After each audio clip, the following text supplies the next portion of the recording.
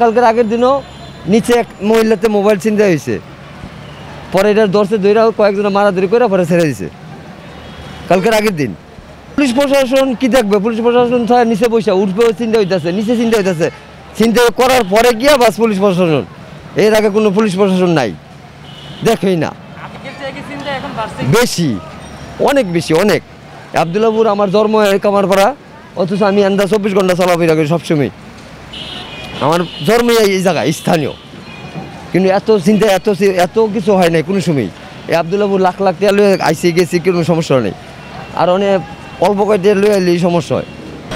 আবদুল্লাপুরে ওই বাজত যখন যায় ওই টাইমে মনে করো যে ছিনতাই করে মাগরিবের পরপর। পুলিশ থাকলে পুলিশ দেখে লোককে থাকে, পুলিশ মনে করো যে মোড়ে আসে, মোড় থাকে মনে করো যে বাজার দিকে দেখবে না ওই ছিনতাইকারীর দিকে দেখবে।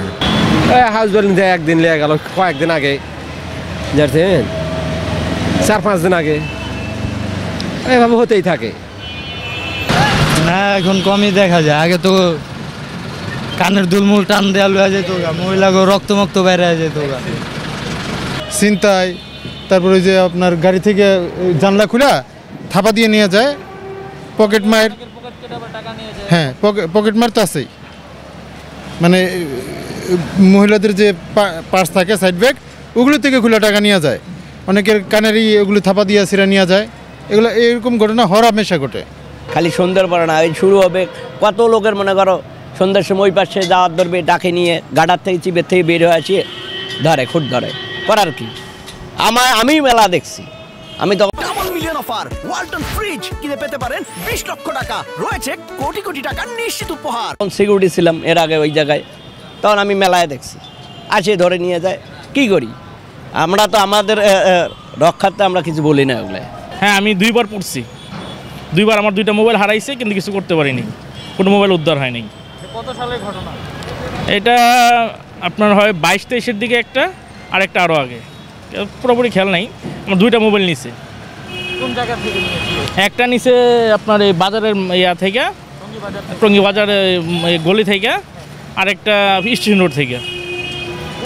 সেই দিন এক্সাম শেষ করে ওভারব্রিজের উপর উঠছি 2টার দিকে ঘটনাটা। সো ওইখানে আপনার গাজীপুর পরিবহনে করে 4 জন ছেলে আসছে, মানে 4 জন ছেলে দেখলাম হাতাহাতি করতেছে। একজন ছেলে বলছে, মানে ওই 4 জনের মধ্যে মার করে বলছে এই ছেলেটা ফোন নিছে, পরে 4 জনে মিলে ওনারে মারলো। মারার পরে এই ফ্লাইওভারের উপরে সবাই দেখতেছে, কিন্তু কেউ কিছু বলার সাহস পাইতেছে না। এরকম করে আধা ঘন্টা পর 2টা ফোন নিছে আমাদের চোখের সামনে। লাস্টে একটা সেনাবাহিনীর গাড়ি যাচ্ছে, আমি ডাক দিছি যে স্যার দাঁড়ান।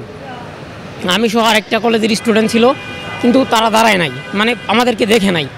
এই ফ্লাইওভারের উপরে অতি তাড়াতাড়ি পুলিশ বসানোর দরকার, বিশেষ করে এখান থেকে অনেক যাত্রী উঠানামা করতেছে বর্তমানে, এবং কি আমি নিজে উঠানামা করি এই ফ্লাইওভার থেকে, আবদুল্লাপুর ফ্লাইওভার থেকে। বিশেষ করে বাংলাদেশটা বর্তমানে ছিনতাইকারীদের দখলে এবং ডাকাতদের দখলে আছে। আমি নিজে ফেসবুকে পোস্ট করছি, এবং কি ছাত্র সমাজকে আহ্বান করছিলাম এর জন্য।